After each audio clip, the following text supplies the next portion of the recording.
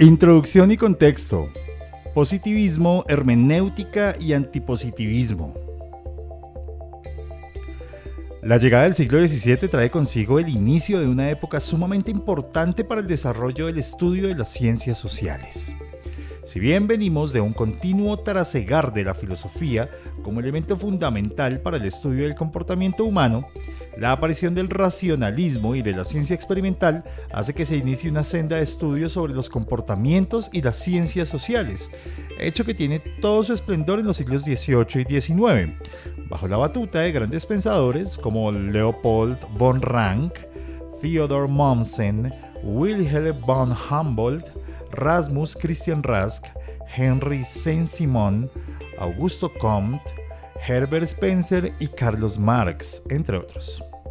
Para el siglo XIX, tanto Augusto Comte como Emile Durkheim proponen un modelo de ciencia social, entendiendo así que para pensar en lo social se debe buscar una explicación a manera de causa para, a partir de ello, realizar una especie de predicción sobre el comportamiento humano en la sociedad. De allí surge la corriente positivista, que si bien tuvo una amplia aceptación, generó que, específicamente en Alemania, surgiera una contracorriente, que se aliaba más con la concepción hermenéutica.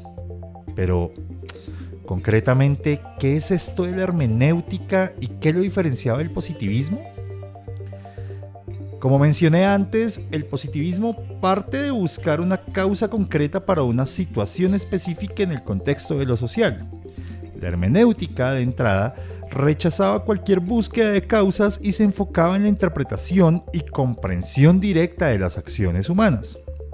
Entonces, mientras el positivismo buscaba la explicación, algo lógico, teniendo en cuenta el tema de buscar una causa, la hermenéutica apuntaba a la interpretación, entendiendo que si bien los seres humanos son similares debido a su naturaleza, pues también son diferentes debido a su individualidad y por tanto sus circunstancias son diferentes a las de otros de su especie, sin tener necesariamente la misma raíz en sus asuntos personales.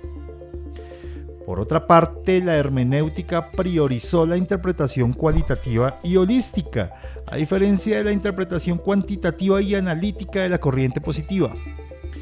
Lentamente entonces el positivismo empezó a perder terreno, si se quiere, para dar una mayor aceptación a la hermenéutica. De hecho, muchos pensadores no necesariamente se aliaban con la hermenéutica, pero sí se declaraban antipositivistas.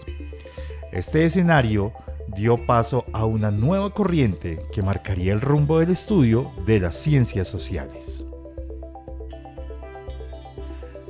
Racionalidad comunicativa y Escuela de Frankfurt.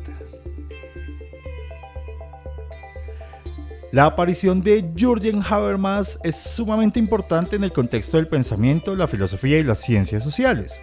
Y lo es porque directamente Habermas propone una racionalidad muy diferente a la que planteaba el positivismo. Es decir, si el positivismo se basaba en lo instrumental, en las mediciones y en lo cuantitativo, Habermas propuso una racionalidad tendiente a la comunicación, entendiendo a esta como una posibilitadora de construcciones sociales. Entonces, la comunicación es, según Habermas, el eje fundamental para la ética, la participación social, la democracia y el liderazgo, dejando a un lado la formalidad y la matemática, por ejemplo.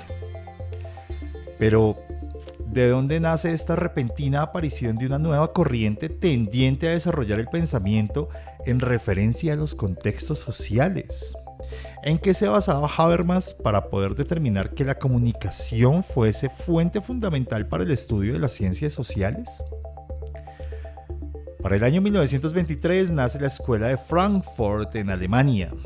Más allá de ser una escuela en el sentido físico de un edificio, se trató de una sociedad de pensamiento enfocada a la teoría crítica de la sociedad, basada como punto llamativo en el marxismo.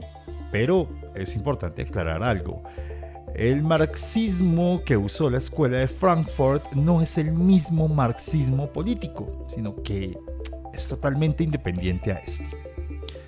Durante unos 8 años, la Escuela de Frankfurt tuvo un énfasis meramente investigativo, Pero para 1930, Max Horkheimer toma el liderazgo de la escuela, llevando a transformar su carácter dogmático e investigativo a uno directamente crítico, haciendo entonces que tanto el socialismo como el comunismo fuesen analizados críticamente. Para 1932, la Escuela de Frankfurt publica la Revista de Investigación Social, el evento principal de difusión de sus ideas.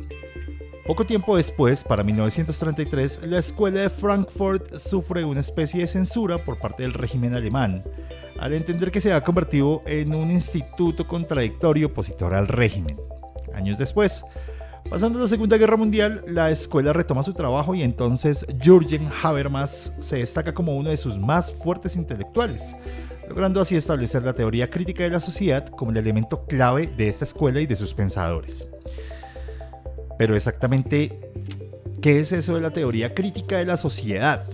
No es otra cosa más que entender que todo conocimiento debe ser sometido a la crítica, como sucede con la ciencia, la tecnología, el arte y la cultura.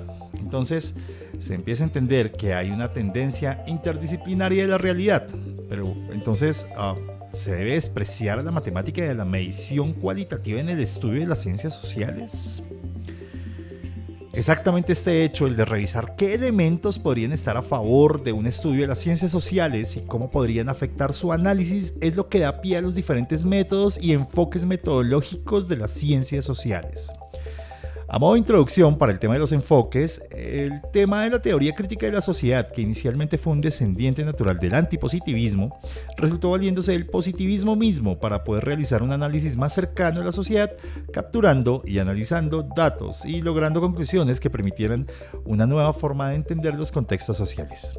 Ineludiblemente, esto derivó en un distanciamiento de la ciencia social rígida y de la experiencia cotidiana.